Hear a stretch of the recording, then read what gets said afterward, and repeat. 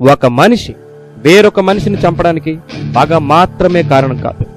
ఒక మృగం తన ఆకలి కోసం వేరొక జంతువుని ఎలా తింటుందో, ఒక జంతువు వేరొక జంతువు నుండి ఆపదలో ఎలా రక్షించుకుంటుందో, అలాగే ఒక మనిషి వేరొక మనిషి నుంచి కాపాడుకోవడం కోసం చంపుకోవడం ఈ సృష్టిలో సహజం. ఇంతకీ అలాంటి పని చేయడానికి ఎవడున్నాడు? शस्त्रं मस्तके अग्नीयस्य स एव अस्ति परमम त्वमेव इति देवा इदानीं जयतु सर्वनं कर्मम् अस्त्रं शस्त्रं दण्डं द्रोहं